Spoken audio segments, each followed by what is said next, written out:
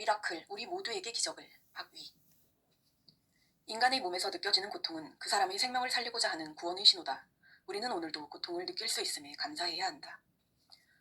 어느 날 문득 이런 생각이 들었어요. 현재의 나는 사람들보다 더 오래 앉아있을 뿐이고 걷는다는 건 단지 이동수단일 뿐이라고요. 우리는 매일 서로 다른 목적지를 다양한 방법으로 나아갑니다. 저는 오늘도 행복한 마음으로 도착했어요.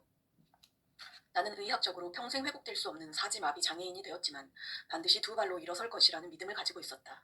이 강인한 믿음은 나를 보는 사람들에게 삶에 대한 긍정적인 희망을 전달했을지는 몰라도 나는 회복될 것이기 때문에 장애를 가진 그들과 나는 다르다라는 그릇된 생각을 하게 만들었다. 또한 이런 마음은 그 누구도 알 수 없었겠지만 내게 죄책감을 안겨주었다. 병원 생활 중 인스타그램에 처음 가입을 했던 기억이 난다. 인스타그램 피드에는 휠체어를 타고 있는 모습의 사진을 올리지 않았다. 특히 나를 모르는 다른 사람들에게 휠체어를 탄 모습을 보이고 싶지 않았다.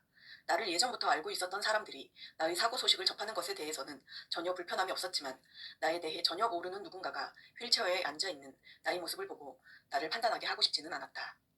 나의 겉모습에는 특별한 외상이 없기 때문에 대부분 나를 장애가 있는 사람으로 보지 않고 다쳐서 잠깐 휠체어에 앉아있는 것이라고 생각했다.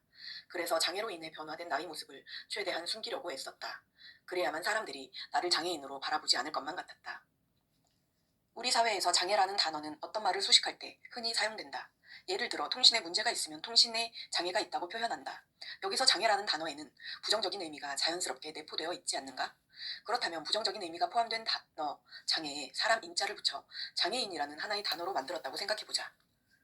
이때 장애인이라는 단어를 듣거나 사용하는 사람에게는 어떤 인식이 심어질까? 당연히 부정적인 의미를 내포한 단어로 생각되지 않을까? 그렇다고 누군가 나에게 장애인 말고 대체할 수 있는 다른 단어가 있느냐고 묻는다면 딱히 대안이 없어 답을 못할 것 같다. 그러나 적어도 장애라는 단어 자체에 대한 생각의 변화를 희망한다고 대답할 수는 있을 것 같다. 예를 들어 물통이나 젓가락이라는 단어에는 부정적이나 긍정적인 의미가 포함되어 있지 않다. 이처럼 장애라는 단어가 긍정 혹은 부정적인 이미지가 포함되지 않은 단어로 생각되는 사회일 때 비로소 장애에 대한 선입견이나 고정관념이 많이 깨어질 수 있을 것이라고 생각한다. 우리는 어린아이와 함께 걸을 때 그 아이의 걸음이 느리다고 해서 그 아이를 특별히 배려하는 마음을 가지고 걷지는 않는다. 아이의 체구가 작기 때문에 자연스럽게 그 아이의 걸음 속도에 맞추게 되는 것이다. 대부분의 사람들은 이러한 이유를 생각조차 하지 않고 걸을 것이다.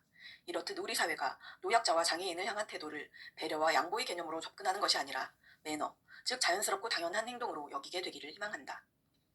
많은 분들이 제게 자신의 인생 내리막길에 대해 이야기합니다. 대부분 절망적인 이야기예요. 자신의 인생을 두려워하면서 말이죠. 휠체어를 타고 내리막길을 달리는 건 정말 신나는 일입니다. 아무런 힘을 주지 않고 즐기기만 하면 되죠. 내리막길의 끝이 인생의 종료 시점이 된다고 해도 그 과정을 즐기는 건 여러분의 몫입니다. 행복은 그 길 곳곳에도 분명히 있거든요.